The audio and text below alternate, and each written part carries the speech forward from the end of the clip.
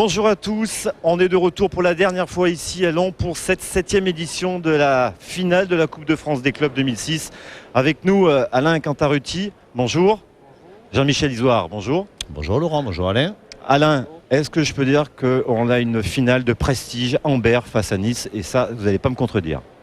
Ah non, je ne peux pas vous contredire puisque c'est la finale rêvée, c'est la finale que tout le monde avait prédit. Et aujourd'hui, on est satisfait sans faire offense aux 6 autres clubs qui ont été magnifiques. Paris pouvait aussi bien l'emporter et être aussi présent lors de cette 7e finale. Mais c'est vrai que vu le nombre de titres présents sur le terrain tout à l'heure, ma foi, c'est très bien. Et pour la Coupe de France, c'est une finale de prestige, oui. Jean-Michel? Oui, alors Alain, cette Coupe de France, 500 clubs à peu près la première année, on en est presque à 3000, ça fait quasiment un club sur 2 en France. Est-ce qu'il y a un objectif raisonnable ou est-ce que vraiment maintenant on est arrivé à la limite?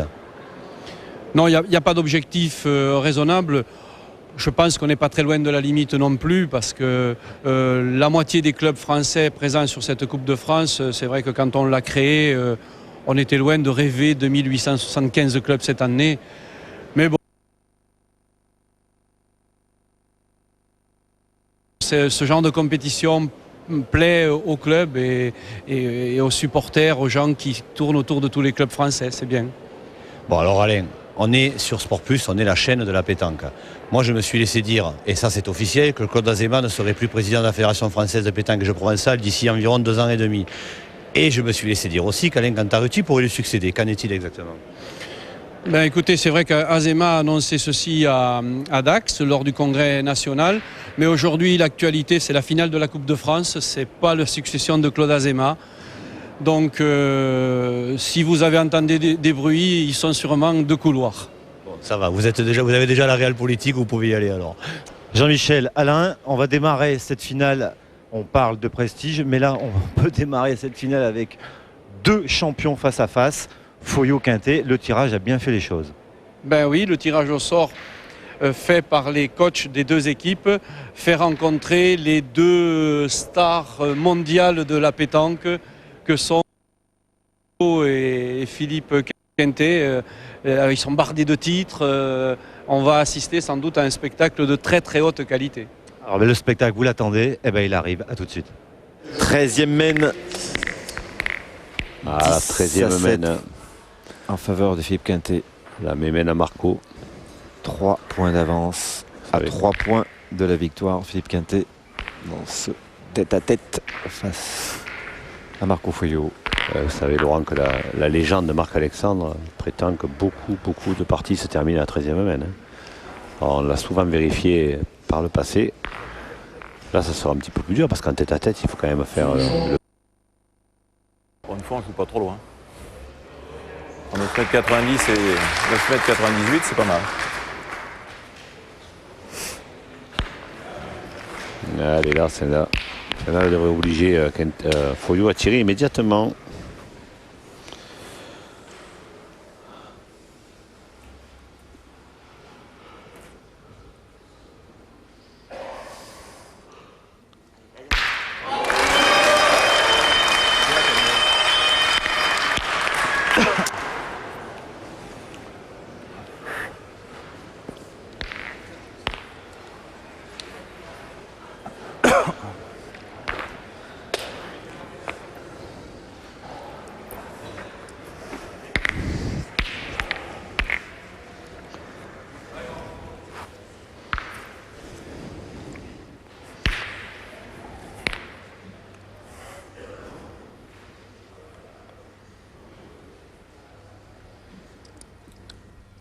Allez, toutes les frappes sont importantes maintenant. Carreau. Bien tiré celle-ci. Hein. Celle-là, elle est bien tirée.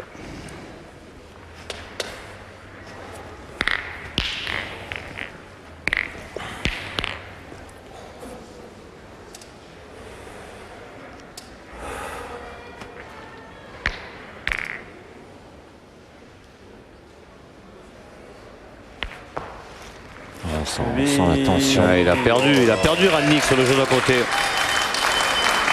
Il a perdu, je crois. Ça fait 2 points de plus pour Nice, il me semble, Laurent. À moins que... Non, il n'y en a qu'un, donc ça doit faire 12. Voilà, ça fait 12 pour la cale contre Rangnick.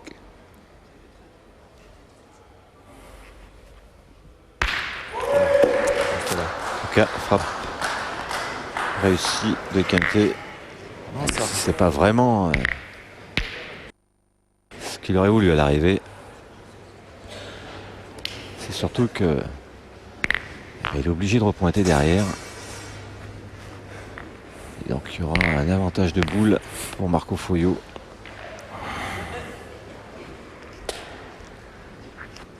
Ah, vous n'avez pas fini? Ah, je croyais que tu avais 11. Ah, je pensais que tu avais 11.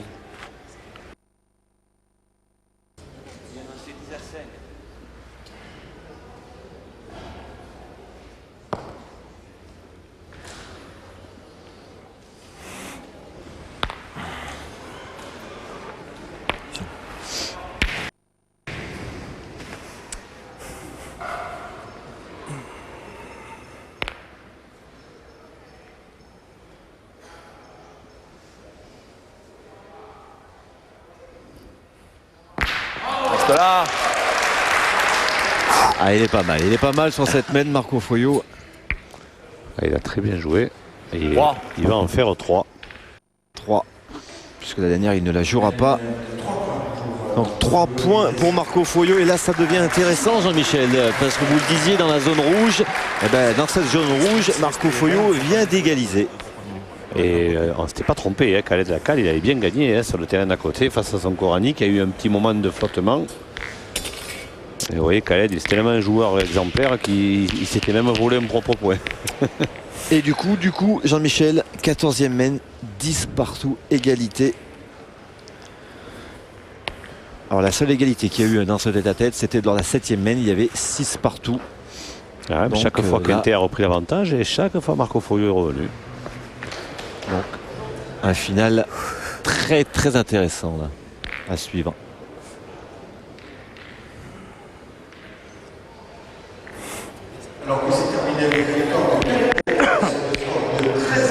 Alors, il n'y a plus de partie autour de Foyot et de Quintet, ce qui va nous permettre de vivre pleinement sans être coupé par les terrains annexes. Donc plein feu sur ce final entre Foyot et Quintet, 10 partout. 14e main. C'est pas bon, hein. T'as pas à mettre, Marco. Et là, petite erreur, voire grosse erreur stratégique de Marco Foyot, qui a mal jeté le bouchon 3 fois. Qui va le rendre à Philippe Quintet. C'est pas forcément une bonne solution à 10-10. Voilà. Oui, parce que Marco Foyot qui préfère jouer près des lignes au cas où. Ce qui n'est pas le cas pour Philippe Quintet.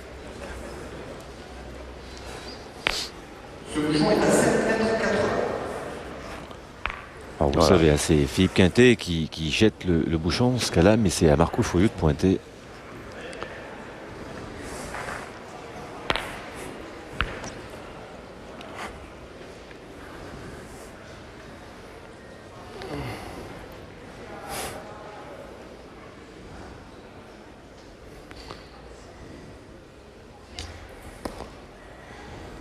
Alors voilà, Marco Foyot qui volontairement a pointé à 1m50 ou 1m20 sur le côté pour ne pas générer le tir de Quintet. Et à 10-10, il faut commencer à jouer tactiquement. Ah, puis le tête-à-tête est redoutable dans ce domaine. La tactique, c'est même parfois la prise de tête. Mais c'est comme ça. C'est une compétition très très difficile. Alors Philippe Quintet n'a pas tiré, il a gagné le point. Ah, c'est le même tactique là.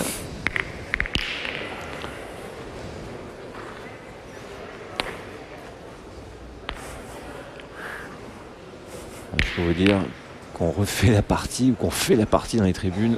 Et là, il faut qu'il frappe. S'il frappe et qu'il sort la boule, déjà, il est assuré de ne pas perdre sur la main. Ça, c'est important. Voilà, la boule va sortir. Donc, déjà, il sait qu'il ne perdra pas sur la main, Marco Foyot.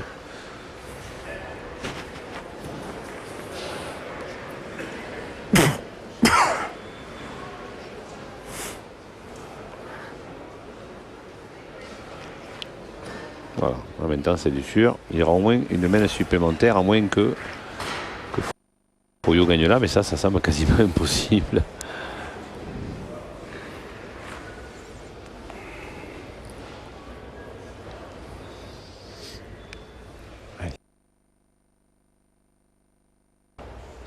Qui lui aussi pointe un petit peu sur le côté pour éventuellement inciter Foyot à pointer, mais bon, je pense pas que Foyot fasse cette erreur. Allez, ce qui peut sauver peut-être Foyot, ça sera un carreau sur cette main s'il veut espérer marquer. Sinon, ça sera les points pour Philippe Quintet.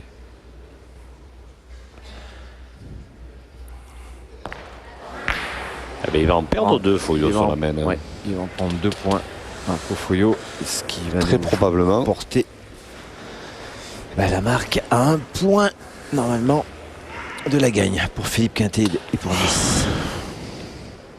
Elle est importante parce que pour l'instant Nice mène 3 victoires à 2.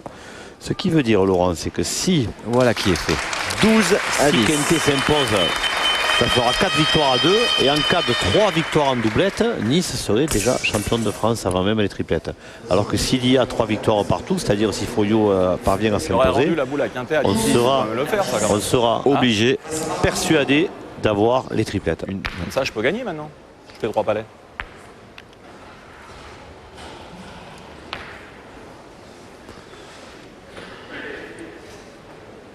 Alors c'est au tournant de Philippe Quintet.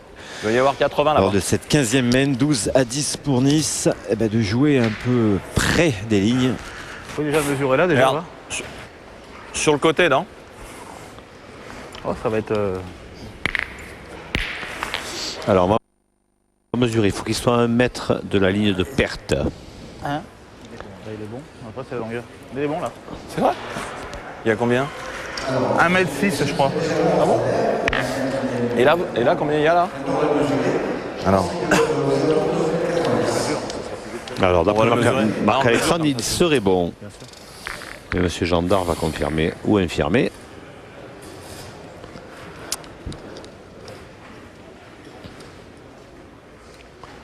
« 9,90 m. Il a les yeux, Marc-Alexandre. Il a les yeux partout. 90, c'est bien vu. Eh ben ça va, il n'y a pas 10 mètres, il y a 9,90 on est bien. Allez, peut-être. 3 palets dans la main, on est beau. Peut-être la dernière main pour Nice. Rien n'est fait, Laurent. Non, absolument rien n'est fait, c'est clair. En tout cas, c'est serré.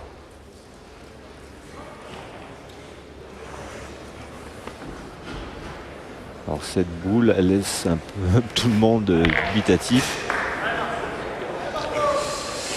Il faudrait que Marco Foyot se rappelle ses 20 ans là, parce que faire 3 palets à 10 mètres, il en est encore capable, mais il va falloir se forcer un petit peu.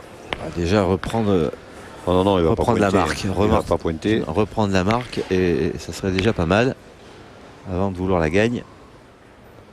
Allez, pour voir déjà frapper celle-là. Marco, voilà. Rappelle-toi un peu. Tu m'as entendu, hein. Rappelle-toi, Marco. Je vous soupçonne d'avoir communiqué avec lui à ce moment-là. Pas du tout, et vous savez très bien que c'est impossible de communiquer. Je le sais bien, mais je le connais depuis très longtemps. Comme il y a 20 ans. Je sais déjà ce qu'il pense. Excellent. Quel artiste.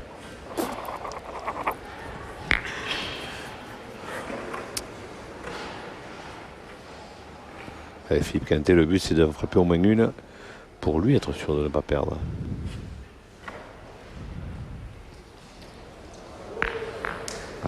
Un spectateur là, qui a tardé un peu pour s'asseoir. Il était pile dans l'axe de Philippe Quintet.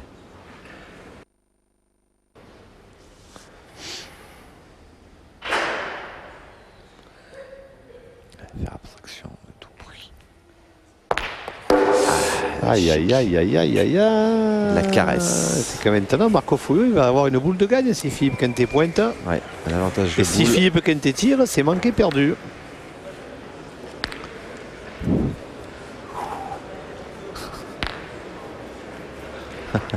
Alors, qu'est-ce qu'il va décider, Quinquin? Comme on le surnomme dans le milieu. Allez, la la croix croix. est dubitatif. Il ne peut pas lui donner de conseils puisqu'on est en tête à tête. Alors, que fait-on? Est-ce qu'on continue à tirer parce qu'on se dit qu'il vaut mieux jouer avec ses armes, ce que je pense qu'il va faire? Ou est-ce qu'on donne la boule de gagne à Marco Foyot? Connaissant Philippe Quintet, il va tirer. Hein. S'il joue contre moi, à mon avis, il pointe. Contre Marco Foyot, il vaut mieux qu'il tire. Hein. Alors, elle est importante. Très, très Ah, importante. mais elle est peut-être capitale même. Voilà. Il ne perdra pas. Voilà, il va en perdre deux. Ça va faire 12 à 12. 12 à 12. Quelle finale. Quelle finale. 12 à 12. 12-12. Tout se jouera lors de cette 16e mène. Et bien voilà, on l'a notre finale, Laurent. Il est bien présent, ce Décale un peu. Marco Foyot qui égalise pour la 3e fois hein, dans cette partie, mais les 3 fois derrière, Il n'a jamais mené. il n'a jamais réussi à mener. 6 Donc partout, 10 partout, 12 partout. voilà, exactement, il a jamais. une fois. Hein. Et puis cette fois, c'est la bonne. Hein. Alors, est-ce que c'est une petite statistique qui vaut ce qu'elle vaut? Mais c'est vrai que chaque fois que Marco Foyot a égalisé, il n'a jamais pu voilà. reprendre l'avantage derrière. On y est maintenant. À vous, monsieur Foyot.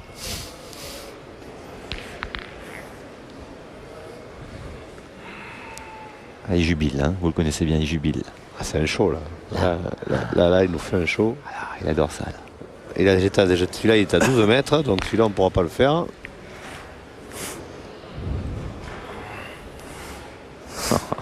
Ah, je vais vous dire qu'il n'y a pas intérêt à ne pas le jeter. Ça sert à rien de réfléchir. comme il faut Quand pendant je joue à 3 gagner, fois. je vais gagner.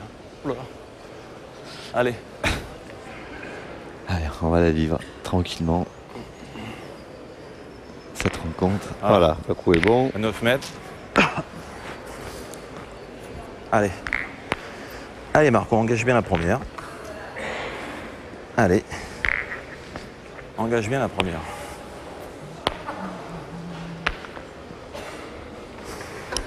Elle a raison, je vais boire un petit coup de coca. C'est là que l'arbitre lui siffle la boule pour minute dépassée. Ah, il aurait l'air fin là.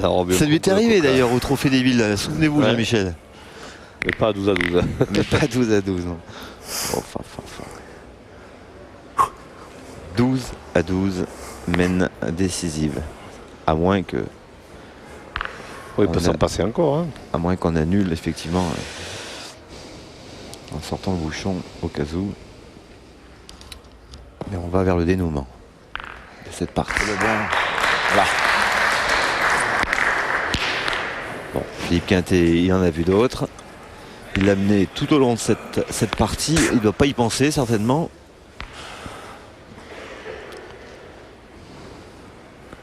Là, il va tirer. Alors, au foot, hein, on a une équipe qui est archi dominée et qui marque dans les temps additionnels, on appelle ça un hold-up. Oui, ce ne serait pas vraiment un hold-up si Foyot s'imposait, mais c'est vrai que Quintet a largement dominé. Enfin, largement, la c'est un marque. grand mot d'ailleurs. Qui a mené tout au long de cette partie. Carreau. Et voici la réponse de Philippe Quintet. C'est superbe, c'est magnifique. On n'en attendait pas mieux. En voilà Jean-Michel. un. Il en reste encore à faire. Hein. Le chemin n'est pas parcouru. On espérait un final palpitant là. Et c'est tant mieux face à ces deux grands bonhommes.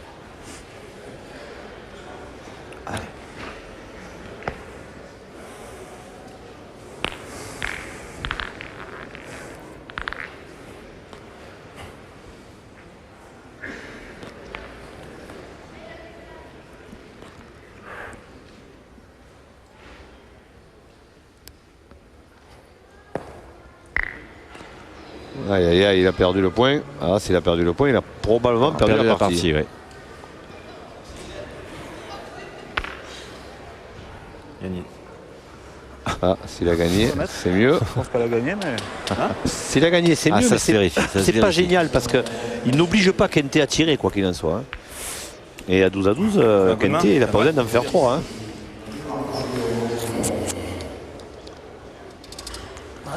Ah, elle n'est pas bien jouée celle-ci. Même s'il a gagné, elle n'est pas bien jouée. Non. 1 cm. Ah, il a gagné. En même temps, il n'est pas sûr que Kente aille tirer. Hein.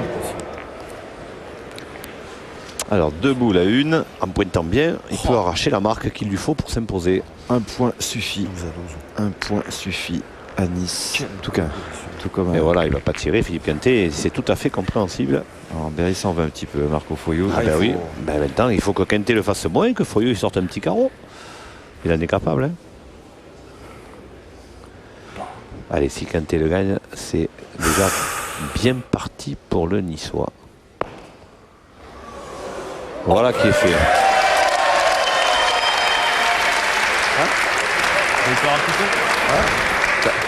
Ça chambre un petit peu. T'as eu une petite peur, hein? Il a eu peur effectivement Allez, ça chambre de un petit toucher. peu.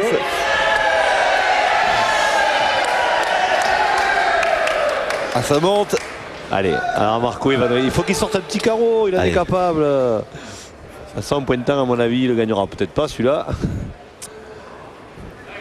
Et puis, de toute façon, il ne pointera pas là, il y a trop de monde. Il n'y aurait personne dans les tribunes, il aurait pointé, il y a du monde, il va tirer. Bon. Le chômage est de retour. Alors, qu'est-ce qu'il va faire? Est-ce qu'il le sait? Mais moi, je le sais Allez. ce qu'il va faire. Il va prendre ce risque. Ouais. Et avis à nos amis cadreurs, s'il fait carreau, faites un gros plan sur lui. Hein. Ben non. Et il a touché la sienne. Marco Foyot s'incline 13 à 12 fois à Philippe Quintier. Mais quelle finale palpitant. Et on se retrouve très rapidement, bien évidemment, pour les doublettes. Attends, je t'ai cru à un moment que j'allais rentrer dans la tienne. Je l'ai vu arriver, j'ai dit oh putain, elle est rentrée dans la boule. Attends, mais je t'ai vu dans la boule. Bon.